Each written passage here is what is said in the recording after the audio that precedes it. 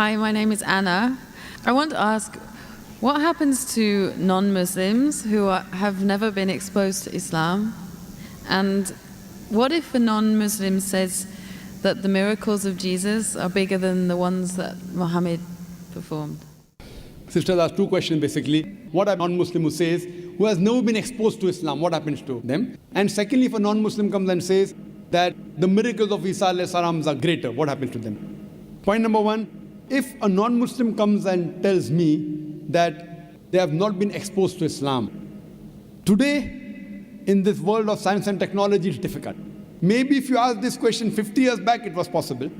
Today, in this age of science and technology, especially the media bombarding misconception about Islam, you're exposed to Islam, maybe the wrong Islam, maybe pseudo-Islam, that Muslims are terrorists, Muslims are fundamentalists, Islam is a religion of killing, it degrades the woman, it subjugates the woman.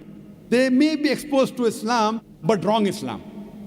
Now what happens to a non-Muslim who's not exposed to the right teachings of Islam?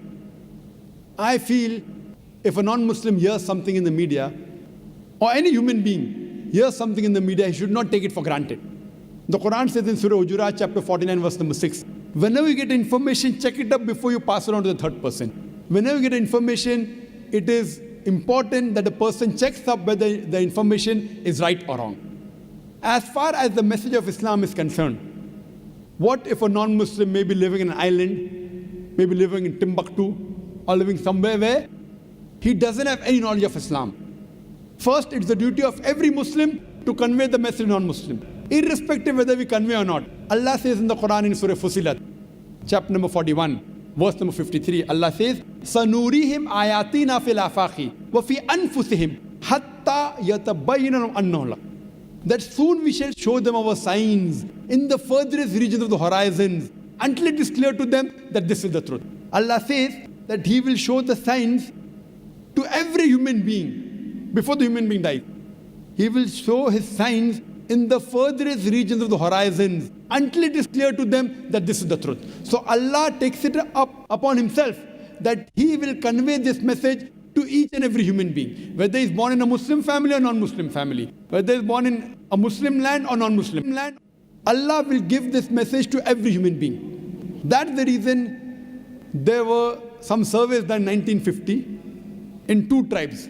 Now these two tribes, the Kapauku tribe and the Australian Aborigines, these two tribes did not come in contact with modern civilization till as late as 1950.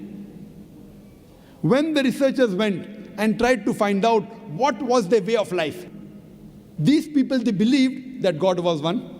They believed He alone should be worshipped. They believed He did not beget anyone. They did the sajda, they did prostration for worshipping that God.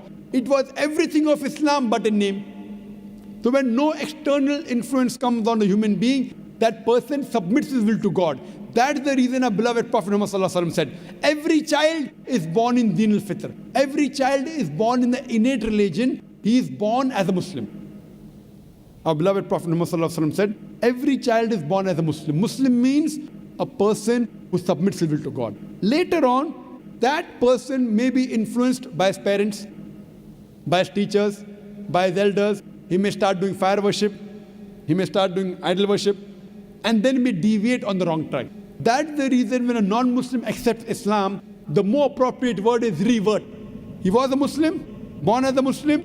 He gets converted to a wrong religion, comes back to the original faith, that is Islam. So the right word is revert. So coming to your question, every child, if any child, if you take three children, one born to a Christian, one born to a Jew, one born to a Hindu, isolate these three children completely from any external influence. And when they grow up and you try and find out what is their way of life, it will be nothing but Islam. Only after external influence, they start deviating and worshipping wrong things and having wrong ideas.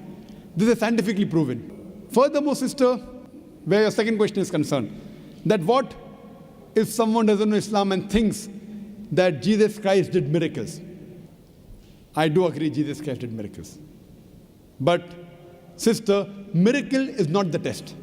If you believe in Jesus Christ, peace be upon Him, if you read in the Bible, Jesus Christ, peace be upon Himself, says, in the Gospel of Matthew, chapter number 24, verse number 24, it says that, "For there shall arise many false Christ and false prophets, and will do wonders and miracles, and if it were possible, shall deceive the very elect." So Jesus Christ, peace be upon him, says miracle is not the test. There shall arise many false Christ and false prophets, and shall do wonders and miracles, and if it were possible, shall deceive the elect. That means Jesus Christ, peace be upon him, says miracle is not the test. Miracle does not make a person a god. Miracle does not make a person superior, because all the miracles that were done by all the prophets were done by Almighty God himself. All the miracles. All the miracles done by Moses, the parting of the sea, when he threw the stick, it became into a snake. It was done by Almighty God. All the miracles that Isa alayhi salam, Jesus Christ, peace be upon him, did were done by Almighty God. Same with Prophet Muhammad, peace be upon him, splitting of the moon were done by Almighty God. I would like to tell you that Islam is the only non-Christian faith which makes an article of faith to believe in Jesus Christ, peace be upon him. No Muslim is a Muslim if he does not believe in Jesus Christ, peace be upon him. We believe that he was one of the mightiest messengers of Almighty God. We believe that he was the Messiah, translated Christ. We believe that he was born miraculously without any male intervention, which many modern day Christians today do not believe. We believe that he gave life to the dead with God's permission. We believe that he healed those born blind and lepers with God's permission. The Christians and the Muslims, we are going together. But one may ask, then where is the parting of ways? The parting of ways is that most of the Christians, they believe that Jesus Christ, peace be upon him, was Almighty God. They believe that Jesus Christ, peace be upon him, claimed divinity. In fact, if you read the Bible, there is not a single unequivocal statement in the complete Bible where Jesus Christ, peace be upon him, himself says that I am God, or why he says worship me. If, sister, you can point out any unequivocal statement, any unambiguous statement from any version of the Bible in which Jesus Christ, peace be upon him, himself says that I am God, or where he says worship me, I am ready to accept Christianity today.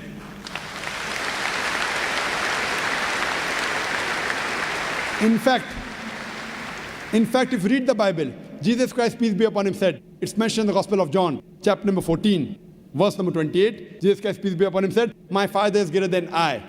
Gospel of John, chapter number 10, verse number 29, my Father is greater than all. Gospel of Matthew, chapter number 12, verse number 28, I cast out devil with the Spirit of God. Gospel of Luke, chapter number 11, verse number 20, I with the finger of God cast out devil. Gospel of John, chapter number 5, verse number 30, I can of my own self do nothing. As I hear, I judge, and my judgment is just. For I seek not my will, but the will of Almighty God. Anyone who says, I seek not my will, but the will of Almighty God, he's a Muslim.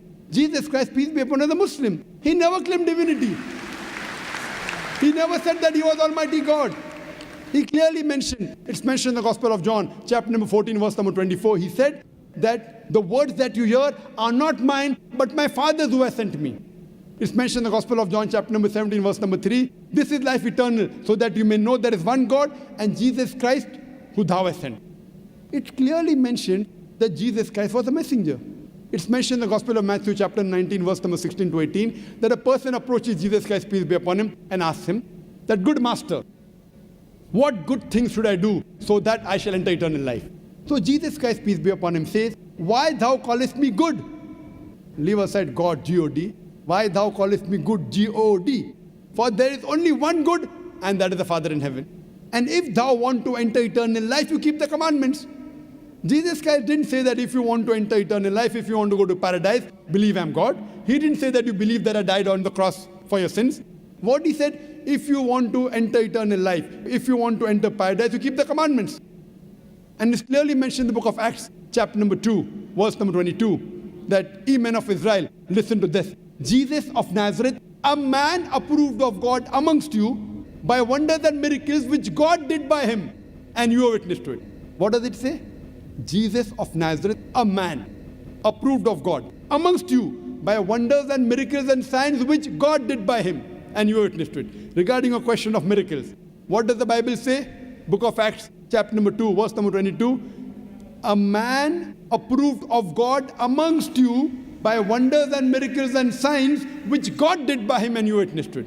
So all the credit goes to Almighty God. And Jesus Christ was a man. All the miracles were done through Almighty God. So all the miracles, all the messengers did were done by Almighty God. They came to testify there was one God. But Jesus Christ also said in the Gospel of John, chapter number 16, verse number 12 to 14, that I have many things to say unto you, but ye cannot bear them now. For he, when the Spirit of truth shall come, he shall guide you unto all truth. He shall not speak of himself. All that here shall he speak. He shall glorify me. Now this prophecy is prophesied no one but the last and final messenger, Prophet Muhammad, peace be upon him. So if you're a true Christian, and if you believe in Jesus Christ, peace be upon him, Jesus Christ, peace be upon him, said, I have many things to say unto you, but ye cannot bear them now. For he, when the Spirit of truth shall come, he shall guide you unto all truth. He shall not speak of himself. All that here shall he speak. He shall glorify me. This prophecy is prophesizing no one but the last and final messenger, Prophet Muhammad, peace be upon him. So if you're a true Christian, you should believe in the last and final messenger, Prophet Muhammad, peace be upon him. Hope that answers the question, sister.